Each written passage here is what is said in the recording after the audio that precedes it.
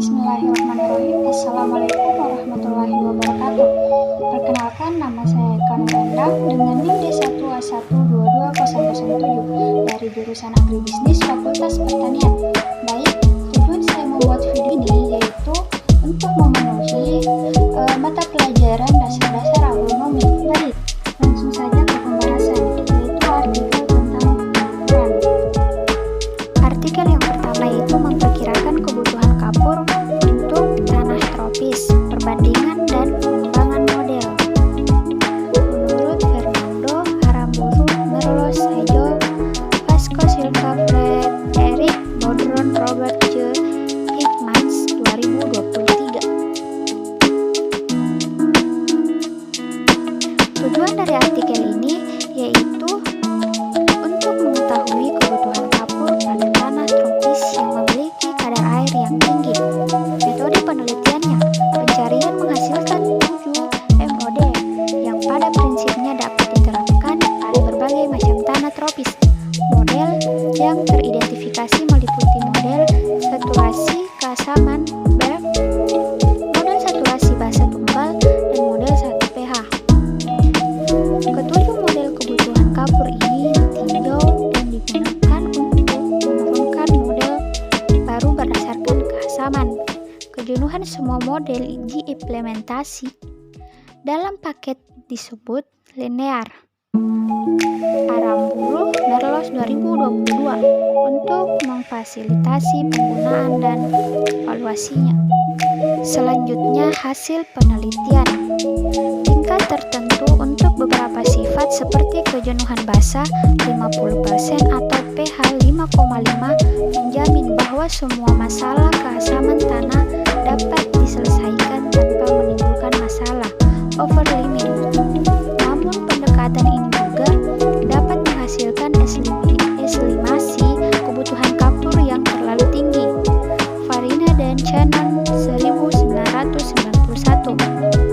Smith dan Cravo, 1992, yang mungkin sangat bermasalah ketika kapur mahal dan manipulasinya tidak praktis.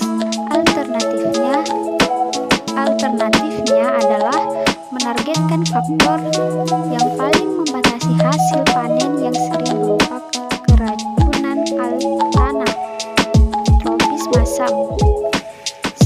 Sanchez, 2019. Selanjutnya, relevansi. Model kebutuhan kapur dapat berguna untuk penelitian strategis tentang potensi penggunaan kapur di daerah yang tropis, di mana pengapuran masih jarang dan bukti eksperimental masih langka. Model-model ini memperkirakan laju kapur yang diperlukan untuk mencapai kondisi tanah target berdasarkan data tanah standar yang tersedia. Informasi tersebut dapat digunakan dengan respon tanaman terhadap kondisi tanah tersebut untuk memperkirakan pengaruh pengapuran pada hasil panen. Pendekatan ini dapat meremehkan kebutuhan kapur ketika toksisitas adalah salah satunya target, tetapi bukan masalah keasaman yang paling membatasi hasil panen. Kelebihan dari pengapuran yaitu dapat meningkatkan produktivitas tanaman di tanah masam. Ketika jumlah kapur yang diperlukan untuk mencapai hal ini dapat diketahui di banyak daerah tropis. Sementara model persyaratan kapur ini sangat berguna. Proliferensi model, ketidakpastian tentang model mana yang akan digunakan. Model ini dapat dimasukkan ke dalam model yang lebih konferensif setelah kadar kapur yang dibutuhkan untuk masalah keasaman lainnya telah ditetapkan dengan baik. Kekurangannya yaitu kondisi sifat kimia tanah berbeda di setiap tanah dan respon hasil panen pada daerah tropis terhadap pengapuran memiliki beberapa masalah mengenai tingkat keasaman yang mempengaruhi pertumbuhan pada tanaman. Artikel selanjutnya yaitu tantangan keasaman tanah dan pentingnya pengapuran dan amandemen organik dalam pertanian tropis tanah dengan referensi ke Ethiopia. Bienses, Gurmesa, 2020. Tujuan dari artikel ini yaitu untuk mengevaluasi secara kritis pengaruh pengapuran terhadap hasil panen, menganalisis signifikasi bahan organik sebagai alternatif pengapuran untuk mengolah tanah masam, dan mengidentifikasi tantangan sosial ekonomi yang menghambat pelaksanaan perlakuan keasaman tanah di Ethiopia. Metode penelitian.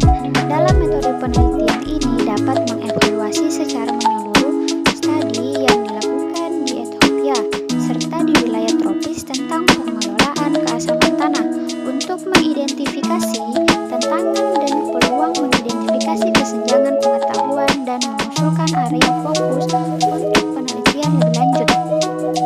Dan tujuan penelitiannya yaitu signifikasi praktis dalam pengapuran bergantung pada prinsip-prinsip tertentu, yaitu yang pertama, tingkat pH yang diperlukan untuk menaikkan, kedua, hasil gaba optimum untuk diperoleh, dan yang ketiga, potensi penetralan bahan pengapuran.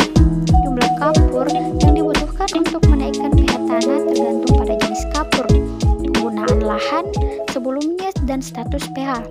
Namun secara kasar sekitar 2-5 hektar satu kapur diperlukan untuk menetralkan tanah masam secukupnya untuk produksi tanaman. Relevansi.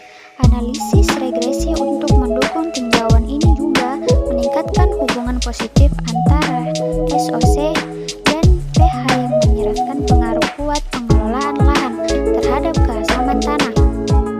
Hal ini lebih lanjut mengungkapkan bahwa pengolahan bahan organik tanah yang buruk dapat menyebabkan eksaserbasi keasaman tanah. Selanjutnya, kelebihan. Perkembangan terkini dalam pertanian skala kecil di dunia tropis mendorong penggunaan teknologi ISPM untuk menjaga kesehatan tanah dan meningkatkan hasil panen. Tujuan saat ini juga mengidentifikasi bahwa ISPM dapat menjadi salah satu pendekatan terbaik untuk merenovasi tanah masam, dan kebijakan penggunaan lahan perlu meningkatkan dengan pertimbangan hal ini. Kekurangannya, pengapuran telah menjadi salah satu pendekatan terbaik untuk mengolah tanah yang masam meskipun tidak diambil dan dipraktikkan dengan baik oleh petani karena faktor yang berkaitan dengan transportasi dan biaya aplikasi. Hal ini menyebabkan kebutuhan insentif untuk penerapan pengapuran yang terpenuhi.